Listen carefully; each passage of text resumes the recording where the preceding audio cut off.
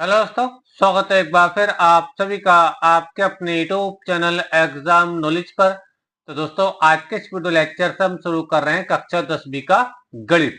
ठीक है दोस्तों, यदि आप तो कक्षा 10 में आ चुके हैं और आप बच्चों गणित में बच्चों जीरो, आपसे गणित में कुछ भी नहीं आता है बच्चों, तो आज के इस वीडियो लेक्चर से बच्चों हम सारे ही बच्चों 10th क्लास गणित के चैप्टर वाइज आपको पढ़ाएंगे। ठीक है, और इतना आसान तरीके से समझाएंगे कि यदि आप लोगों से गणित के अंदर कुछ भी नहीं आता बच्चों, तो आपको बच्चों 100% सारे कॉन्सेप्ट आपको क्लियर कर देंगे। सारे वीडियो बच्चों चैप्टर वाइज आएंगे। ठीक है, सारे सवालों को बच्चों मैं आपके सामने इसी तरीके से सॉल्यूशन करके दिखाऊंगा।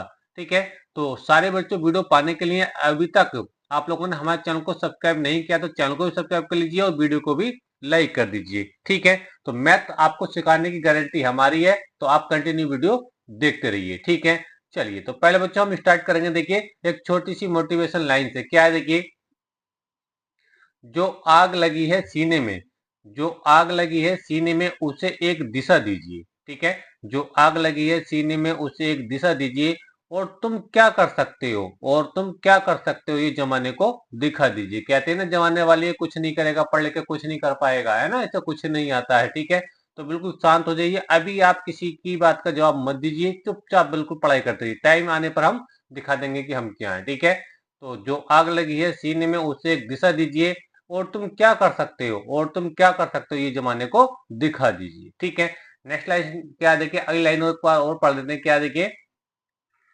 रास्तों से भटककर मंजिल जरूर पाएंगे, रास्तों से भटककर मंजिल जरूर पाएंगे, और ये जो किस्मत अकड़ कर बैठी है ना, और ये जो किस्मत अकड़ कर बैठी है ना, इसे जरूर हराएंगे। ठीक है, इसे जरूर हराएंगे। ठीक है, तो ये दो मोटिवेशन लाइन है। ठीक है, उम्मीद करता हूँ आपको पसंद आई होंगी। ठीक है, तो चलिए देखिए, पढ़ते हैं हम वीडियो लेक्चर में आगे की ओर। क्या है देखिए आगे, ये देखिए क्या, देखिए हमने स्क्रीन पे लिखा, देखिए क्या है। देखिए, कमजोर छात्र जरूर देखें। अगर आपसे मैथ बिल्कुल भी नहीं आता तो स्पेशली बच्चों ये जो बैच है आप ही लोगों के लिए। ठीक है, क्या है देखिए, कक्षा 10 में आ चुके हैं, बिल्कुल आ चुके हैं।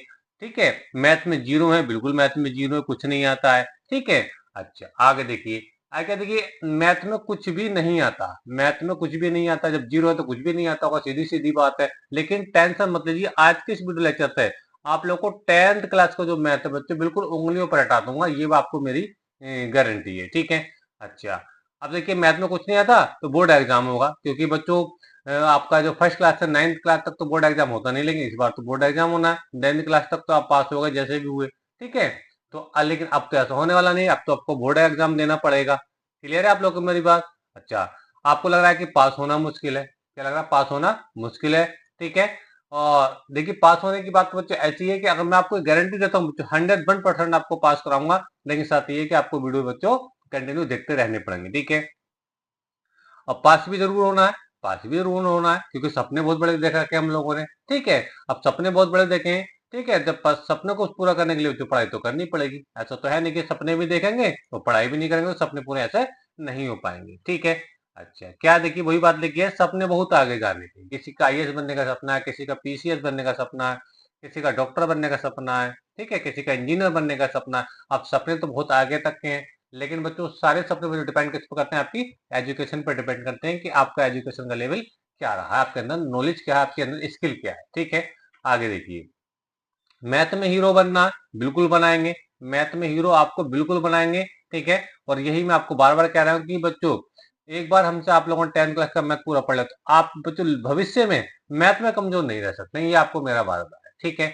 नेक्स्ट क्या देखिए, पूरा मैथ बेसिक से सिखाया जाएगा, जो मैं आपको बार बार कह रहा हूँ, तो पूरा जो मैथ बच्चा आपको बेसिक के साथ पढ़ाया जाएगा। ऐसा नहीं है केवल एकदम फार्मूला सवाल लगाएंगे और फार्मूला लगा देंगे, ऐसा नहीं होगा। पूरा उसका पूरा कॉन्सेप्ट जीरो लेवल से सिखाया जाएगा, जीरो लेवल से बच्चों आप लोगों को ये बात बताई जाएगी कैसे हमको तैयारी करनी है मैथ की। ठीक है, आगे क्या देखिए, 70 में 70 नंबर पक्का लेकर के आओगे बोर्ड परीक्षा में, क्योंकि आप लोग जानते हैं 30 नंबर तो स्कूल से मिल जाते हैं, प्रैक्टिकल प्रोजेक्ट वाले। ठीक है, बाकी बच्चे बच्चे कितने बचे? 70 नंबर, तो 70 में 70 की बच्चे ये तैयारी चलने वाली है हमारी।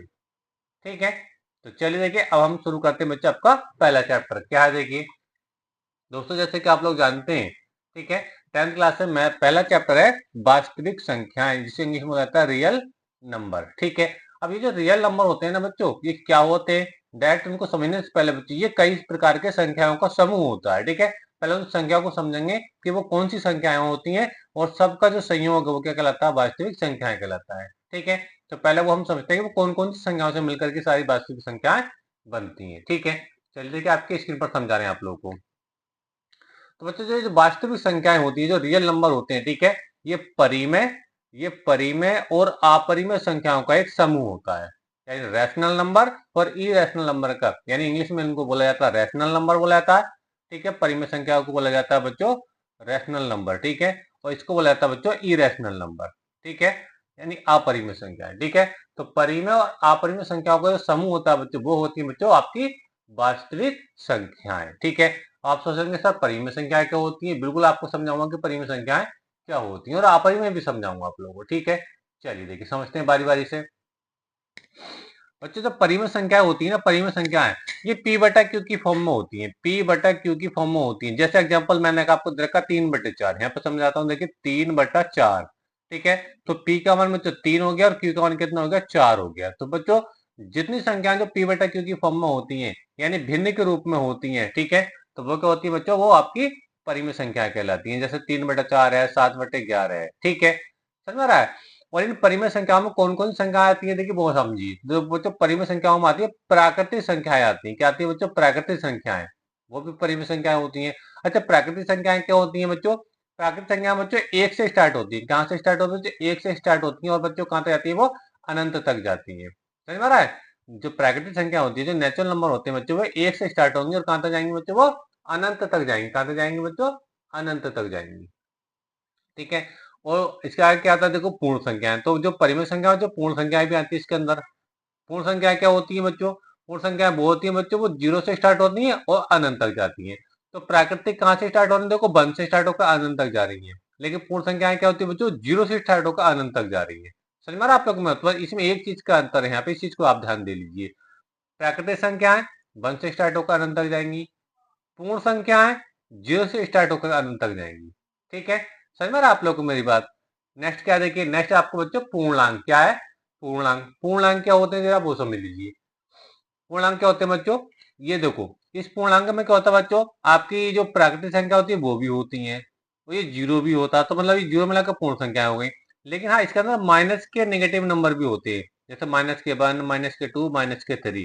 ठीक है, तो जब पूर्णांक होते हैं ना बच्चों, इसके अंदर माइनस के नंबर भी होते हैं, प्लस के नंबर भी होते हैं, और साथ में जीरो भी रहता है।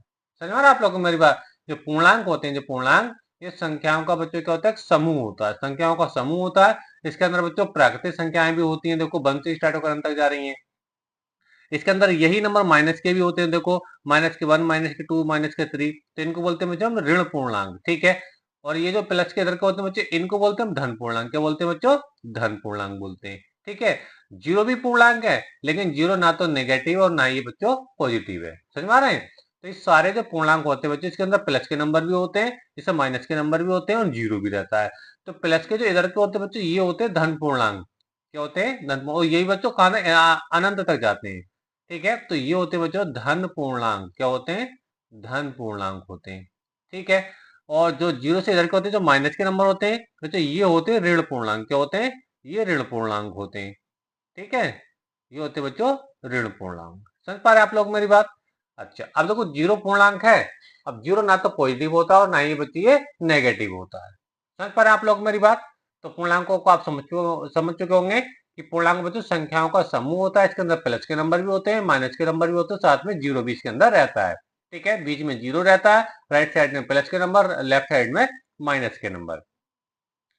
प्लस के नंबर को बोला जाता है बच्चों आपका धन पूर्णांक। ठीक है, और जो माइनस के नंबर होते हैं उनको बोला जाता है बच्चों ऋण पूर्णांक। ठीक है, धन पूर्णांक में बच्चों जीरो से अनंत तक जाते हैं प्लस में। ठीक है, और जो आपके ऋण पूर्णांक होते हैं वो भी बच्चों अनंत तक जाते हैं, वो जाते हैं बच्चों माइनस में। ठीक है, तो उम्मीद करता हूँ बच्चों ये भी बात आपको अच्छे से क्लियर हो गई होगी कि प्राकृतिक संख्या क्या होती है, पूर्ण संख्या क्या होती है, पूर्णांक क्या होते हैं। तो पूर्णांक क्या होता है बच्चों, संख्याओं का समूह होता है, जैसे कि मैं आपको बता चुका हूँ। इसके अंदर माइनस के, प्लस के, जीरो भी साथ में रहता है। ठीक है, आगे समझा रहा हूँ देखिए। अगला क्या है, सम संख्या है। क्या बच्चों, सम संख्या। सम संख्याएं क्या होती हैं, बहुत आसान से कॉन्सेप्ट है इनका, कि जो संख्या दो के पहाड़े से पूरी पूरी कट जाती हैं, मतलब ऐसे नंबर जो दो के पहाड़े में पूरी तरीके से आते हैं। ठीक है, तो सम संख्याएं कहलाती हैं। जैसे दो ही कन दो ही कट जाएगा दो से, दो दूनी चार ये भी कट जाएगा, दो तीन अच्छा ये भी कट जाएगा, दो चौक आठ, ये भी कट जाएगा 4 बार में, है ना।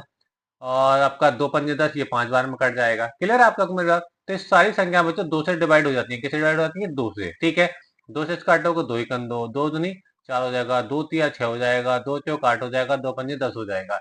यानी 2 4 6 8 10 12 14 18 सब क्या हमें सबकी सब पूर्ण सॉरी सम संख्याएं, क्योंकि 2 के पहाड़े में पूरी तरीके से आती है। समझ में आ रहा है आप लोगों को मेरी बात। तो सम संख्याओं का कॉन्सेप्ट बहुत ही आसान है। ऐसी संख्याएं जो 2 के पहाड़े में आती हैं या 2 से पूरी पूरी कट जाती है, सम संख्याएं कहलाती हैं। ठीक है, चलिए आगे आपको समझा रहा हूँ। आगे बच्चों आपका विषम संख्याएं क्या है? विषम संख्याएं ये क्या होती हैं बच्चों? ये वो संख्याएं होती है जो 2 से नहीं कटती। जैसे देखो, आप 2 से भाग करोगे एक को, तो एक तो कट ही नहीं पाएगा, है ना। आप 3 को भाग कर लीजिए 2 से, पूरा नहीं कट पाएगा। 2 एकम 2, 2 दूनी 4, यानी 2 के पहाड़े में 3 आते ही नहीं है। तो बच्चों जो संख्या 2 के पहाड़े में नहीं आती है, या फिर ये कहते हो जो 2 से पूरी तरीके से नहीं कटती हैं, ठीक है, वो संख्या होती है बच्चों विषम संख्याएं होती है। क्या होती है? विषम संख्याएं। जैसे 1 हो गया, 3 हो गया, 5 हो गया, 7 हो गया, 9 हो गया। इनमें से कोई सा भी नंबर बच्चों 2 के पहाड़े में नहीं आता है, इसलिए विषम संख्या बच्चों वो होती हैं जो 2 से पूरी तरीके से नहीं कटती हैं। सम और विषम में यही अंतर है कि सम संख्याएं 2 से पूरी पूरी कट जाती हैं, जैसे 2 4 6 8 10। विषम संख्याएं वो होती हैं जो 2 से नहीं कटती हैं, 1 3 5 7 9। समझ पा रहे होंगे आप लोग मेरी बात। ठीक है, आगे देखिए, मैं आपको समझा रहा हूँ आगे क्या है। आगे देखिए क्या है? भाज्य संख्याएं बच्चों। क्या है? भाज्य संख्याएं ये क्या होती हैं बच्चों? भाज्य संख्या बच्चों वे संख्याएं होती हैं जो जो दो जिनके 2 से ज्यादा गुणनखंड होते हैं, जिनके 2 से ज्यादा गुणनखंड होते हैं। चलिए एक बात मैं आपको एग्जांपल लेकर समझा रहा हूँ, यहाँ पे नीचे समझा देता हूँ। देखिए भाज्य संख्या को समझा रहा हूँ। जैसे हमने लिखा है 4, तो 4 को हम क्या लिख सकते हैं? 2 दूनी 4 और 4 एकम 4। ठीक है, तो इसके 3 गुणनखंड बनने हैं। कितने गुणनखंड बच्चों? 3 बनने हैं। ऐसे आप 6 को समझ लीजिए। जब हम 6 को समझेंगे बच्चों, तो 2 तिया 6 और 6 एकम 6, तो देखो 3 गुणनखंड बनेंगे। कितने बच्चों? 3 गुणनखंड बन रहे हैं। ऐसे आप 8 को लीजिए। किसको बच्चों? 8 को लीजिए। देखिए अभी आपको समझ में आएगा। देखिए 8 को 2 दूनी 4, 4 दूनी 8 और 8 एकम 8, तो 1 2 3 इसके 4 गुणनखंड बन गए। ठीक है, तो जिनके 2 से अधिक गुणनखंड होते हैं, 2 से अधिक 2 से अधिक गुणनखंड जिनके होंगे बच्चों, ठीक है, वो क्या होती है बच्चों? आपकी भाज्य संख्याएं होती हैं। 2 से अधिक गुणनखंड रहते हैं इनके। ठीक है, किसके? भाज्य संख्याओं के। समझ पा रहे हैं आप लोग मेरी बात। तो जिनके 2 से अधिक गुणनखंड होते हैं बच्चों, वो क्या होती है? भाज्य संख्या होती है। जैसे आपका 4 हो गया, 6 हो गया, 8 हो गया, 9 हो गया, 10 हो गया, 12 हो गया। देखो 9 आ रहा है इसके अंदर, ये मैं समझ विषम संख्या की बात चल रही है। ठीक है, इनके अभाज्य गुणनखंड देखे जा रहे हैं। जैसे 9 की बात करें तो 9 के गुणनखंड क्या होंगे? 3 तिया 9, 3 एकम 3। तो इसके बच्चों कितने गुणनखंड बन गए? इसके 3 गुणनखंड बन गए। कितने बने बच्चों? 3 गुणनखंड बनने इसके अभाज्य गुणनखंड 3। 1 2 3 बनने। समझ पा रहे हैं आप लोग मेरी बात। ठीक है, तो भाज्य संख्या बच्चों वो संख्या होती है जिनके 2 से अधिक अभाज्य गुणनखंड होते हैं। ठीक है, अच्छा, अभाज्य क्या होती है उसको समझ लेते हैं। तो बच्चों अभाज्य संख्या वो संख्याएं होती है जिनके केवल 2 अभाज्य गुणनखंड होते हैं। इनके 2 से ज्यादा होते हैं। देखो भाज्य के गुणनखंड क्या होंगे? 2 से अधिक होंगे, लेकिन अभाज्य के केवल 2 अभाज्य गुण अभाज्य संख्याओं के केवल 2 गुणनखंड होंगे। कैसे? देखिए जैसे 2 है, तो आप 2 को क्या लिख सकते हैं? देखिए मैं आपको समझा रहा हूँ। देखिए अभाज्य के लिए समझा रहा हूँ आप लोगों को। ठीक है, अभाज्य को समझिए ऐसे। तो हमने लिया 2, तो ये हो जाएगा 2 एकम 2। तो देखो 2 ही गुणनखंड बनने, केवल 2 गुणनखंड है कि नहीं है? बताओ।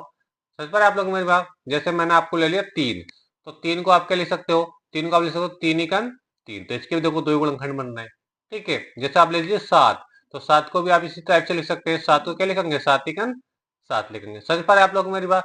ठीक है, तो कहने का मतलब ये बच्चों अभाज्य संख्या जो होती है वो संख्या होती है जिनकी केवल 2 अभाज्य गुणनखंड होते हैं। कितने होते हैं बच्चों? केवल 2 अभाज्य गुणनखंड होते हैं। जैसे 7 के क्या हो गए? 7 एकम 7। ठीक है, और इनमें खास बात क्या होती है? एक तो वो संख्या ही होती है, एक तो वो संख्या ही होती है। जैसे 7 के देखे तो 7 इंटू 1, 3 के अभाज्य गुणनखंड देखे तो 3 इंटू 1। समझ पा रहे हैं आप लोग मेरी बात। 2 के देखे तो 2 इंटू 1, यानी एक नंबर तो वही रहता है जिसके हम फैक्टर देख रहे होते हैं। समझ पा रहे हैं।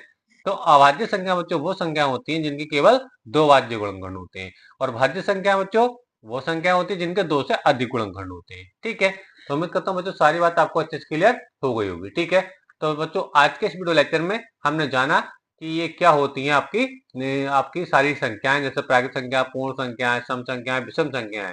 ठीक है, समझ आ रहे हैं आप लोग मेरी बात। तो ये सारी संख्या बच्चों प्राकृतिक संख्याओं के अंदर सॉरी, ये सारी जो संख्या होती है बच्चों, ये सब होती है, ये परिमेय संख्याओं के अंतर्गत ही आती है। ठीक है, समझ में आ रहा है आप लोग मेरी बात? तो ये जितनी सारी संख्याएं थी सभी के बच्चे क्या है, सभी परिमेय संख्या होती है। और परिमेय संख्याएं क्या होती है बच्चे, ये वास्तविक संख्याएं होती है। क्या होती है बच्चे, ये वास्तविक संख्या होती है।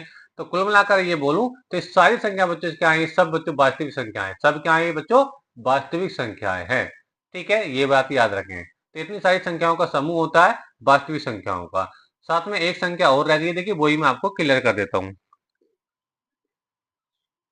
क्या है देखिए, वो है बच्चों आपका अपरिमेय संख्याएं। अपरिमेय संख्याएं ये क्या होती है बच्चों, अपरिमेय संख्या बच्चों वही संख्याएं होती हैं जिनको हम पी बाई क्यू के रूप में नहीं लिख सकते। जैसे हमने परिमेय को लिखा पी बटा के रूप में 3/4, तो ये जो संख्याएं होती है ना, इनको बच्चों हम पी बटा क्यू की फॉर्म में इनको हम नहीं लिख सकते, इनको पी बटा क्यू की फॉर्म में नहीं लिखा जा सकता। ठीक है, जैसे वर्गमूल 2 हो गया, वर्गमूल 3 हो गया, 2√3 हो गया, या फिर पाई हो गया। ठीक है, तो ये होती है बच्चे आपकी अपरिमेय संख्याएं। समझ पा रहे आप लोग मेरी बात? तो अपरिमेय संख्या का कोई प्रकार नहीं होता है, लेकिन हाँ परिमेय संख्या बहुत टाइप में आई है, आपने मैंने आपको समझाई है। ये सब क्या बच्चे, ये सब परिमेय संख्याएं थी। समझ पा रहे आप लोग क्यों है ये परिमेय संख्याएं? क्योंकि परिमेय संख्याएं बच्चों क्या होती हैं जिन्हें हम पी बटा क्यू के रूप में लिख सकते हैं, तो इसके बटे हम 1 मान सकते हैं ना। देखो सब पी बटा क्यू की फॉर्म में आ रही है ये, है ना। ऊपर वाला पी का मान, नीचे वाला क्यू का मान है। ठीक है, तो ये जितनी सारी संख्या भी हमने देखी थी, ये सब बच्चों क्या परिमेय संख्या है। ठीक है, इन्हें हम सबको पी बाई क्यू की फॉर्म में लिख सकते हैं। ठीक है, और जो परिमेय संख्या है, तो सारी परिमेय संख्या क्या होती है बच्चों, वास्तविक संख्याएं होती है। तो कहने का मतलब ये, इतनी वास्तविक संख्याओं को पढ़ने के लिए बच्चों इन संख्याओं का भी आपको नॉलेज होना जरूरी है, क्योंकि बच्चे इन्हीं को हम सिलेबस में पढ़ने वाले हैं। ठीक है, और अपरिमेय संख्या का कॉन्सेप्ट भी पढ़ेंगे।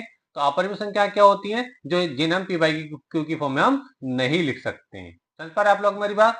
जैसे वर्गमूल 2 हो गया, वर्गमूल 3 हो गया, या फिर आपका दो रूट वर्गमूल 3 हो गया, 2 वर्गमूल 3 हो गया, और ये पाई हो गया। इस सब क्या मतलब अपरिमेय संख्या है, और स्पेशली ज्यादातर ये रूट के अंदर लिखी जाती है, वर्गमूल के अंदर लिखी जाती है। तो ये परिमेय और अपरिमेय संख्याओं का जो समूह बच्चों सब क्या मिलकर कहलाता है, ये सब वास्तविक संख्याएं कहलाती है। समझ पा रहे आप लोग मेरी बात? लेकिन परिमेय संख्याओं में याद रखिए, परिमेय संख्याओं में बच्चों इतनी सारी संख्याएं आती हैं जो मैंने अभी आपको ये सब समझाई है। ठीक है, तो बच्चों आज के इस वीडियो लेक्चर में बच्चों इतना ही, इसकी बेसिक क्लास थी, और अगली एक्सरसाइज से बच्चों हम इसके कॉन्सेप्ट की तरफ चलेंगे।